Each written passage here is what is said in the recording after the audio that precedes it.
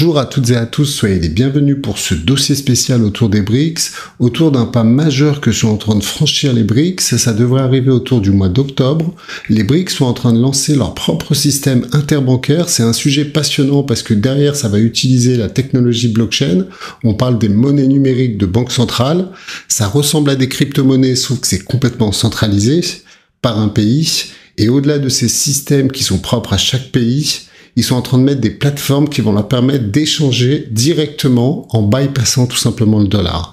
Donc bien évidemment, ce sujet-là a des impacts directs sur le dollar et sur l'économie américaine, et indirectement, bien évidemment, sur l'économie européenne dans un second temps.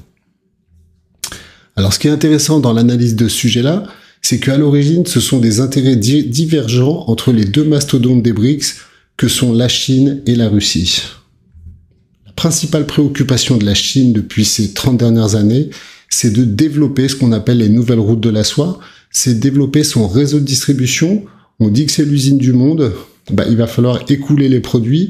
Ça marche très très bien en Afrique, où ils construisent des autoroutes, ils construisent de l'infrastructure, des ports, et en échange, tout simplement déjà ils construisent le réseau pour pouvoir distribuer leurs produits, et en échange, ils écoulent leurs produits un peu partout en Afrique, ça marche super bien.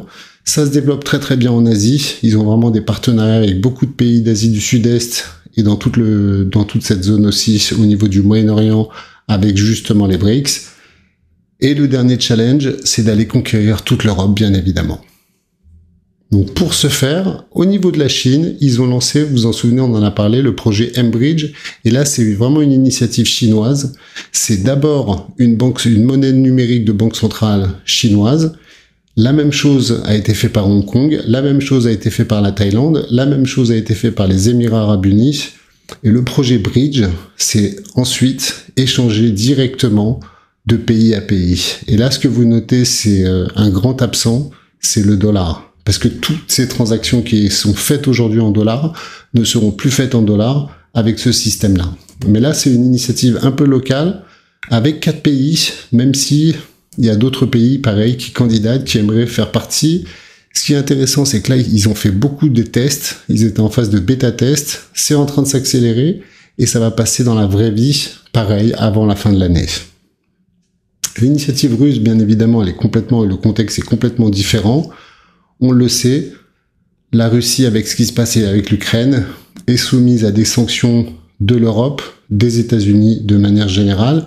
Ces sanctions, bien évidemment, on peut les mettre en œuvre parce que c'est des outils. Par exemple, si on veut bloquer la Russie, il suffit de le bloquer du système SWIFT, et donc on bloque toutes les transactions parce que toutes les transactions du monde, des banques du monde entier, transitent par SWIFT. Il suffit de couper le robinet et vous sortez la Russie des échanges mondiaux. Donc la Russie, c'est une problématique différente, et potentiellement, ce qu'on entend maintenant de plus en plus parler, c'est un système concurrent. Donc ça avait été annoncé au mois de juillet. Les BRICS ont annoncé l'intention de créer un nouveau système de paiement qui concurrencerait justement SWIFT et tout simplement qui aurait un impact direct sur ce qu'on appelle la dédollarisation, puisque tous ces échanges se faisaient en dollars. Là, ils se feront par exemple en yuan chinois, en rouble russe ou dans les monnaies des différents en baht thaïlandaise par exemple, mais en tous les cas, ça bypasserait complètement, et vous savez très bien qu'il y a beaucoup de pays comme la Malaisie d'ailleurs, comme la Thaïlande qui candidatent, qui souhaitent rentrer aussi dans ce qui serait intéressant, c'est backé par quoi? Ces systèmes-là, potentiellement, seraient backés par de l'or. Donc là, c'est une autre piste, et en fait, ce qu'il faut pas oublier, c'est que ce système concurrent de SWIFT, il existe déjà. Il s'appelle SPFS, et c'est justement un outil qui est utilisé depuis des années, mais en particulier ces dernières années, beaucoup par la Russie, puisque c'est un outil tout simplement qui est géré par les Russes.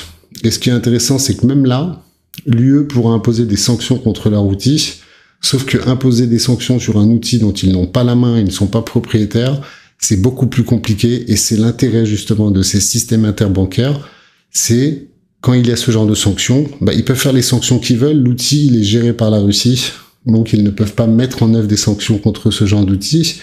Il existe déjà, et là c'est l'étape d'après. Petit focus aussi sur l'extension des BRICS. La Russie a dit récemment qu'il voulait freiner un peu le nombre d'adhérents aux BRICS.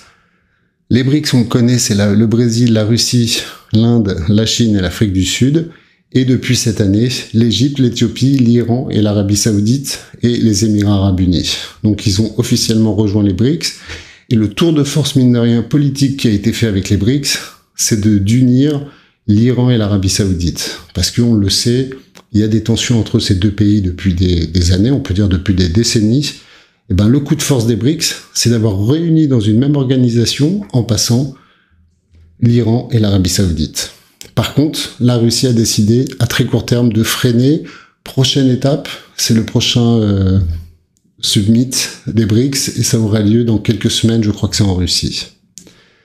Donc ce qui est très intéressant, on le sait, il y a des dizaines de pays, je dirais une cinquantaine de pays pareils, qui candidatent aux BRICS, mais vous avez aussi 50 pays qui candidatent tout simplement pour intégrer ce nouveau système de paiement. Et là, ça va de pays d'Amérique du Sud, pays d'Asie, pays d'Afrique, énormément aussi des pays d'Europe de l'Est. Et donc, c'est en train de s'étendre. Et ce nouveau système de paiement, qui est déjà en œuvre, ça veut dire que ça existe côté russe, ça existe côté chinois. Ce système de paiement qui est déjà éprouvé, qui est pratiquement déployé, eh ben, déjà, il y a beaucoup de pays qui sont candidats. Et ensuite, ce qui est intéressant de préciser quand même, c'est qu'on parle de New Currency, New Payment System. Oui, ça va être des nouveaux systèmes de paiement, ça va être des nouvelles monnaies, mais ce qu'il faut pas oublier, c'est qu'à la différence des crypto-monnaies qu'on connaît tous, comme le Bitcoin surtout, le Bitcoin est complètement décentralisé. Donc on ne peut pas le censurer, on ne peut pas bloquer le Bitcoin, vous le savez, avec son hash rate et sa difficulté de minage. Aujourd'hui, il est tellement décentralisé qu'il est quasiment inarrêtable. La grosse différence quand même qu'il faut préciser, c'est qu'on parle de MNBC en français, et donc ce sont des monnaies numériques de banque centrale, et donc la monnaie numérique qu'on a vue là pour la Chine, pour Hong Kong, c'est complètement centralisé et à la main du gouvernement chinois. Ça veut dire que voilà, c'est pas du tout décentralisé au niveau de l'approche et de la méthodologie, c'est complètement différent, mais l'intérêt que j'y vois, en tous les cas où ça a un impact direct, c'est tout simplement ça aura un impact sur la dédollarisation, et là c'est complètement du concret parce que les échanges mondiaux entre ces différents pays, s'ils bypassent le dollar, ça peut être monstrueux sur l'impact, il y aura beaucoup moins de demandes de dollars tout simplement, et ça aura un impact sur le dollar et indirectement sur l'euro qui est globalement corrélé au dollar. Donc ce qui est intéressant, c'est qu'on est en termes de calendrier, c'est prévu pour le mois d'octobre, c'est basé sur de la blockchain, on l'a vu, donc ça c'est intéressant à suivre au niveau tech, essayer de comprendre comment ça marche, moi ça m'intéresse, et bien évidemment l'objectif, c'est d'aller challenger les systèmes européens comme SWIFT, mais aussi le FMI, la Banque mondiale, et tout simplement quand il y aura des sanctions, vu que c'est un système qui est à la main finalement des BRICS, bah, ça va être compliqué si les États-Unis et l'Europe et l'ONU mettent des sanctions contre la Russie, d'aller impacter ces échanges-là. Ces échanges-là seront d'une certaine manière protégés, un peu de l'Occident on peut dire, et c'est un pas énorme qu'il est en train d'être franchi. En tous les cas, j'espère que ce petit dossier vous a plu, et si c'est le cas, n'hésitez pas à liker et vous abonner, ça m'aide énormément. Ciao tutti!